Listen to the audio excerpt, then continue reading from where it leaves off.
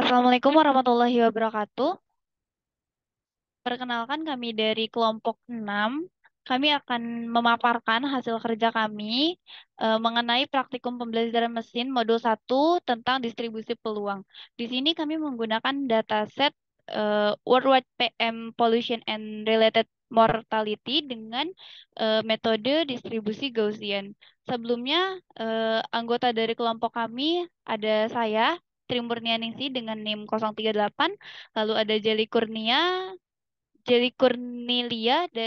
dengan NIM 083, Nathanael Octavianus dengan NIM 107, Putri Durotul Sophia dengan NIM 116, dan Pandra Insani dengan NIM 137. Selanjutnya akan dijelaskan oleh Putri Sophia. Saya ingin menjelaskan pada bagian latar belakang, polusi udara saat ini semakin pesat karena kendaraan bermotor dan pembangunan industri.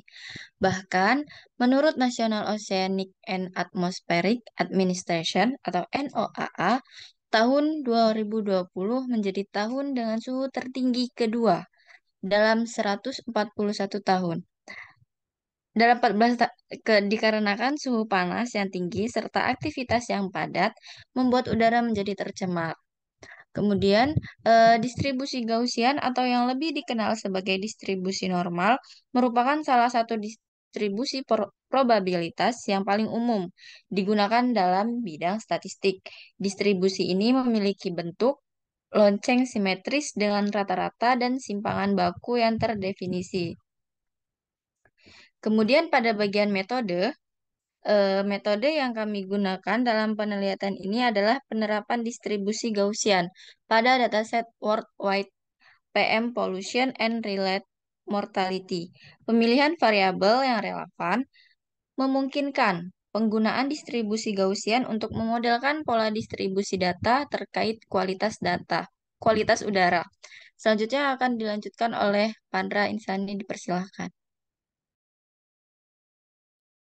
Baiklah, sebelumnya perkenalkan nama saya Pandra Seni Putra Zuar dengan NIM 137. Di sini saya bakal menjelaskan tentang idenya. Di sini kita mau mengimport pustaka yang kita perlukan. Itu ada NAMPI, Pandas, Matplotlib, Skype.stats. Di sini NAMPI itu untuk menampilkan data numeriknya. Dan import Pandas itu untuk memanipulasi data pada data frame atau untuk mengimport data juga. Matplotlib itu untuk visualisasi data. Di sini kita menggunakan importnya yang pyplot. Itu jadi kita mau visualisasi ke datanya itu berupa plot. Sama Skype.stats ini kan kita importnya pakai norm, itu kita buat statistiknya, nilai statistiknya itu untuk distribusi normal. Di sini kita import datanya dengan menggunakan fungsi read CSV. Jadi kita di sini itu menggunakan dataset worldwide PM pollution and related mortality. Terus kita tampilkan infonya menggunakan fungsi data.info. Jadi bisa kita lihat di sini untuk outputnya bahwa kita di sini memiliki 7 kolom dan tipe-tipenya. Terus kita tampilkan untuk 5 data teratasnya, bisa kita lihat juga dari output di sini. Terus kita lihat lagi data dan di types-nya atau menggunakan fungsi itu untuk melihat tipe-tipe pada atribut di data ini. Terus di sini menggunakan fungsi data describe itu untuk menampilkan nilai statistik dasarnya seperti count, terus nilai rata-rata, standar deviasi, nilai minimum, nilai kuartil satunya, nilai kuartil 2 atau median, nilai kuartil 3 dan nilai maksimumnya. Selanjutnya di sini kita melihat pada data ini tuh apakah ada data nilai yang hilang menggunakan fungsi is0.sum ini. Jadi dapat dilihat dari output di sini bahwa tidak terdapat nilai yang hilang. Terus juga kita melihat apakah data di sini tuh ada yang terduplikat atau tidak menggunakan fungsi duplicated.sum. Jadi juga bisa dilihat juga pada output di sini itu bahwa tidak ada data yang terduplikat. Selanjutnya kita menghitung nilai maksimum kematian. Total kematiannya itu menggunakan fungsi max, menggunakan fungsi max dan juga kita kelompokkan dari berbagai negara gitu. Jadi bisa kita lihat dari output di sini itu terlihat bahwa nilai maksimum paling terbesarnya itu ada di negara Uganda. Dengan total kematian itu ada 103 juta jiwa. Selanjutnya untuk distribusi Gaussian bisa dijelaskan pada teman saya. Dipersilakan. Oke, selanjutnya untuk mengimplementasikan dataset pada distribusi Gaussian, pertama kita membuat variabel bernama selected variable, yang mana di sini diisi dengan kolom total death atau total kematian dari datasetnya. Total death ini kita gunakan untuk melihat berapa sih total kematian pada dataset yang diakibatkan oleh polusi udara di beberapa negara. Yang pasti kolom ini tidak mengandung missing value. Kemudian setelahnya kita menghitung nilai rata-rata dan standar deviasi. Nilai mean dan standar deviasi pada variabel selected data sebelumnya yang sudah didefinisikan. Lalu kita mengenerate menggunakan distribusi Gauss dengan mengambil sampel sebanyak 200, yang mana hasilnya nanti didefinisikan pada variabel Gauss underscore data berupa nilai rata-rata atau mean dan standar deviasi serta ukuran sampel size-nya tadi.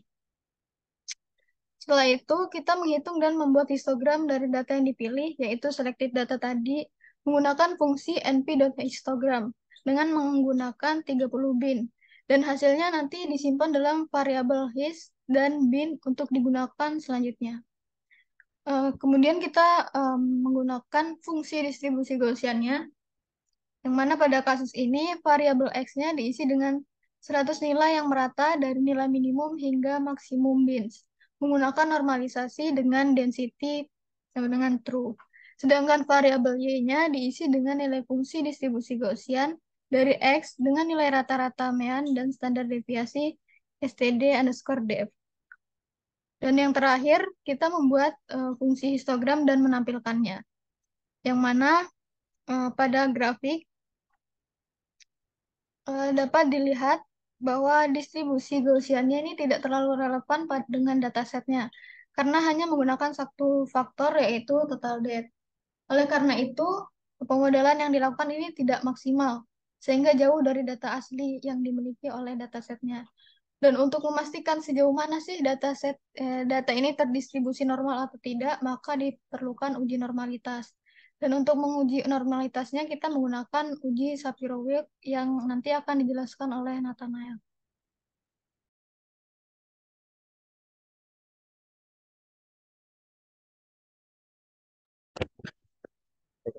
Untuk mengetahui lebih jelasnya dia terdistribusi normal atau enggak, perlu dilakukan satu uji normalitas. Nah, pada kali ini kami menggunakan uji Shapiro-Wilk untuk menguji apakah data tersebut terdistribusi normal. Yang pertama, kita akan import modul yaitu Skype untuk modul Skype ini tuh dilakukan untuk melakukan penghitungan saintifik. Contohnya untuk melakukan uji normalitas ini. Nah, di uji normalitas ini kita akan mengimport statsnya, fungsi statsnya. Nah, jadi dari fungsi stats Shapiro ini dengan tadi data atribut total data tadi desain tuh ke stat dan p value. Nah, dengan tingkat alpha itu 0,05. Dan signifikansi itu 0,05. Lalu bakal ditampilin uji dengan print dan kemudian dilakukan ada eh, kondisi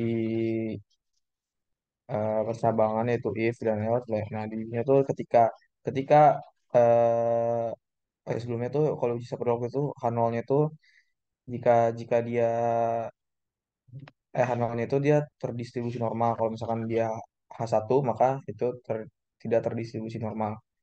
Nah, jika p value itu lebih besar dari nilai alfanya maka eh, menolak H0 atau menerima H1 gitu. Nah, di kali ini pada kode ini dilakukan tadi uji Shapiro-Wilk didapatkan nilai statistik uji Shapiro-Wilk itu 0,797 yang dimana tadi dengan tingkat signifikansinya itu 0,5 maka jauh lebih besar nilai statistik uji Shapiro-Wilknya dibanding nilai alfanya maka hipotesis nol ditolak dan eh, didapatkan interpretasi yaitu data tidak terdistribusi normal sesuai dengan tadi grafik yang di atas tadi seperti itu.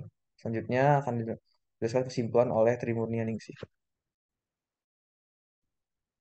Baik, hasil dari pemodelan dengan dataset World PM Pollution and Related mortality ini diketahui bahwa pada dataset ini tidak memiliki nilai yang kosong. Lalu pada atribut total death dijadikan sebagai faktor utama, tapi tidak mendekati data aslinya. Tetapi kita mengetahui bahwa negara Uganda memiliki tingkat kematian tertinggi di rentang waktu 2010 sampai 2017 yang disebabkan oleh polusi udara. Lalu pada uji Shapiro-Wilk pada atribut total death ini memberikan hasil uji bahwa tingkat signifikansi maaf, memberikan hasil uji normalitas dengan tingkat signifikansi 0,05. Nilai P-nya ini diketahui bahwa lebih kecil dari tingkat signifikansi, maka hipotesisnya ditolak dan dianggap tidak terdistribusi normal. Terima kasih, sekian presentasi dari kelompok 6. Kurang lebihnya mohon maaf. Wassalamualaikum warahmatullahi wabarakatuh.